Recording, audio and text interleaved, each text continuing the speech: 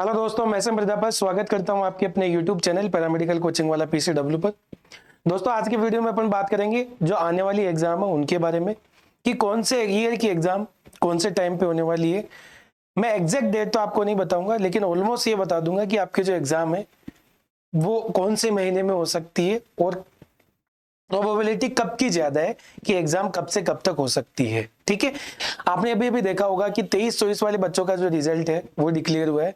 Result मात्र 10% रहा है। बहुत सारी कॉलेजों के बच्चे फेल हुए हैं जिनके बैक है, तो इसीलिए मैं ये वीडियो बना रहा हूं ताकि आपको एटलीस्ट ये आइडिया रहे कि आपकी जो एग्जाम होने वाली है वो कब की है। क्योंकि जो रिजल्ट खराब होता है उसमें केवल और केवल बच्चे की गलती नहीं होती, उसमें सिस्टम की भी गलती होती है। कई जगह कॉलेजेस भी ऐसी है जहां पर फैकल्टी को लेकर दिक्कत रहती है, तो बहुत सारी चीजें रहती है। लेकिन अब आपके साथ में ये प्रॉब्लम नहीं हो, इस वजह से ये वीडियो बना रहा हूं ताकि आपको ये पता रहे कि आपकी जो एग्जाम है वो कब से कब तक हो सकती है। तो देखिए, अभी 23-24 जो बैच है उसका रिजल्ट जो है वो रिजल्ट केवल 10% रहा है। 10% का मतलब हुआ है कि 100 बच्चों में से केवल 10 बच्चे ही ऑल क्लियर हैं, ऑल सब्जेक्ट क्लियर हैं। बाकी किसी के 1 में बैक है, किसी के 2 में बैक है, किसी में 3 के बैक है, किसी के प्रैक्टिकल बैक है। तो ये बड़ा अजीब रिजल्ट आया है क्योंकि 2015 के बाद में इतने टाइम बाद में अब ऐसा हुआ है कि रिजल्ट इतना डाउन रहा है। तो आपको ये तो समझ में आई गई होगी कि पढ़ाई को लेकर आपको सीरियस होना पड़ेगा। अब पहले जैसा नहीं रहा है कि अपन यदि 1 महीने 2 महीने पढ़ लेंगे उससे काम हो जाएगा, उससे काम नहीं होने वाला। अब आपको रेगुलर पढ़ना पड़ेगा, कंसिस्टेंटली अपने जो सब्जेक्ट है उनको अच्छी तरीके से आपको प्रिपेयर करना पड़ेगा। तो अपन पहले एग्जाम डेट की बात करते हैं। अब 2 बैच अभी रनिंग में जो है, एक तो 22-23 बैच है जो कि सेकेंड ईयर वाला बैच है,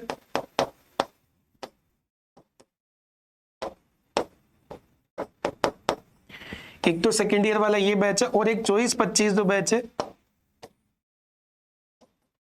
फर्स्ट ईयर का बैच है। पहले यदि इसकी बात करें तो अभी एनरोलमेंट फॉर्म जो है वो चल ही रहे हैं।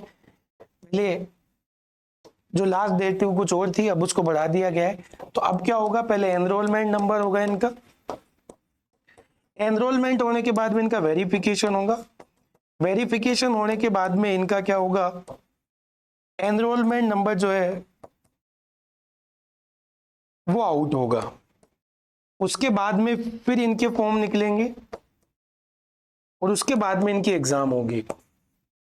तो मतलब अभी तो 24-25 वाले जो फर्स्ट ईयर के बच्चे हैं उनको थोड़ा सा इंतजार करना पड़ेगा क्योंकि अभी लंबा प्रोसीजर है। अभी एनरोलमेंट होगा, वेरिफिकेशन होगा, एनरोलमेंट आउट होगा, सबके एनरोलमेंट नंबर आएंगे, उसके बाद में फॉर्म भरे जाएंगे, फिर एग्जाम होगी। जबकि ये वाला जो बैच है सेकेंड ईयर वाला बैच, सेकेंड ईयर वाले बैच बच्चों के लिए कोई प्रोसीजर नहीं करना, केवल एग्जाम्पल निकालना है और उसके बाद में टाइम टेबल देना है, बस इतना सा काम करना है। तो ये तो बात आप तय मान के चलिए कि जो पहले एग्जाम होगी वो सेकेंड ईयर वालों की होगी।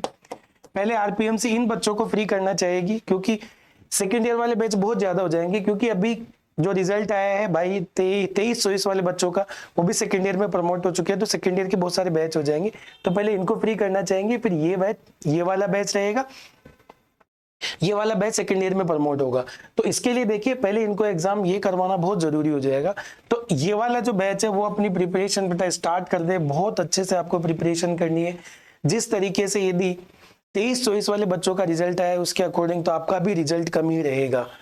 और आपको पता है आरपीएमसी बहुत लेट एग्जाम करवाती है, तो यदि आपके बैक लगती है या आपका कोई पेपर ड्यू रहता है तो पूरी 1 साल खराब होना होता है।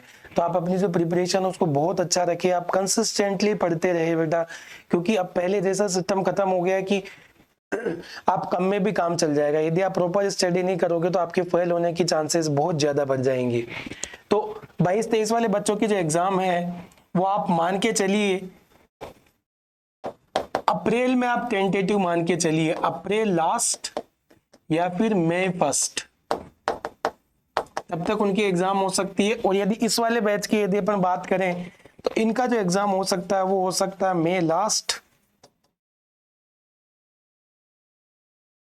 तक जा सकता है, ये मई के अंदर भी हो सकता है, इससे थोड़ा सा लेट भी हो सकता है, इससे थोड़ा सा पहले भी हो सकता है। केवल ये 2 मंथ जो मैंने बताया, इनका एग्जाम जो हो सकता है अप्रैल लास्ट में हो सकता है और अप्रैल में भी हो सकता है, क्योंकि मार्च का महीना बीच में पड़ा हुआ है, तो मार्च के महीने के बीच में भी ये करवा सकते हैं, क्योंकि मार्च के अंदर आपके फॉर्म आ सकते हैं, उसके बाद में टाइम टेबल हो रही है, ये सारा काम 15 दिन के अंदर हो सकता है। तो अप्रैल में आपकी एग्जाम कभी भी हो सकती है, जबकि ये वाले बच्चे जो रहे वो मई के लिए तैयार हैं कि इनकी एग्जाम मई में कभी भी हो सकती है, मई से थोड़ा सा लेट भी हो सकती है, क्योंकि अभी भी इन्होंने सेकेंड ईयर का एग्जाम करवाना है। तो आप अपनी जो प्रिपरेशन है उनको बहुत अच्छे से रखिए, क्योंकि जो रिजल्ट आप जैसा रिजल्ट देख रहे हो और फिर बाद में ये दिक्कत रहती है कि आरपीएमसी फेल कर देती है, जबकि फेल कुछ नहीं करती। आपको पढ़ना पड़ेगा प्रॉपर, ये देखना पड़ेगा कि अब मेरे को कितना कंटेंट लिखना पड़ेगा एग्जाम में ताकि मैं पास हो जाऊं।